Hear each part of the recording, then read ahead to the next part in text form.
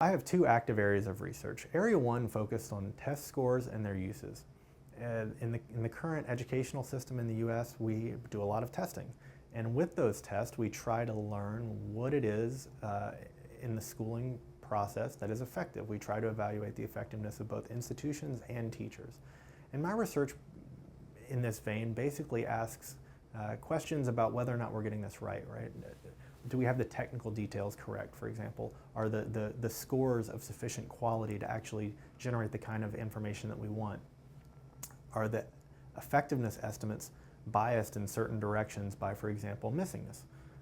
I try to basically get under the hood and tinker around with the value-added models that are quite popular to understand whether or not we're making the kind of inferences that we should be making.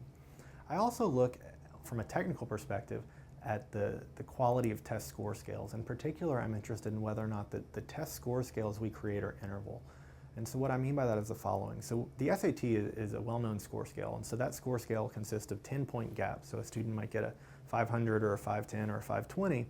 And what's not exactly clear is whether or not those 10-point differences across the scale consistently mean the same thing in terms of underlying student ability. And I think this is an important question because, as I was just saying, we're now using test scores in very serious ways. And if we're going to use test scores, if we're going to put a lot of weight on test scores, we need to make sure that they have the properties that we think they do. My second area of research has to do with the integration of genetic information into social science.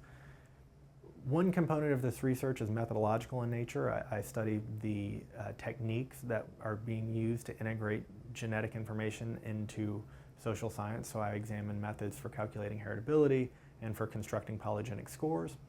The more interesting area, perhaps, is the study of the genetic architecture of educational attainment. So I've done work on constructing a genetic profile, essentially, of an individual that predicts how far they will go in school. And now I'm interested in kind of breaking apart that profile and understanding more about it. So, two examples. What are the pathways through which that profile might operate? So does that genetic profile tend to predict that an individual who will go on to complete more schooling, are they going to be just more cognitively able? Are they going to be healthier? That would be another reason they might accrue more years of attainment. A third possibility is that they are more equipped psychologically to deal with the rigors of schooling. And so I hope to kind of break down how the genetics turn into some intermediate pathway, which ultimately results in more years of accrued education.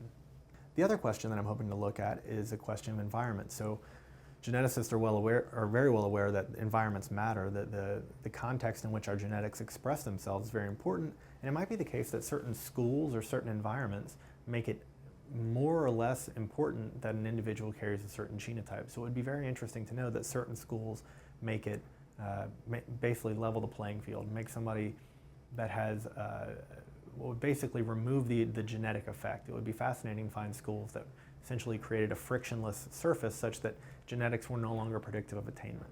On the other hand, we might find that some schools really exacerbate the genetic effect. We might find that at these schools, they do certain things and have certain policies that we would perhaps want to study to understand what it is about them that are magnifying the effect of genetics.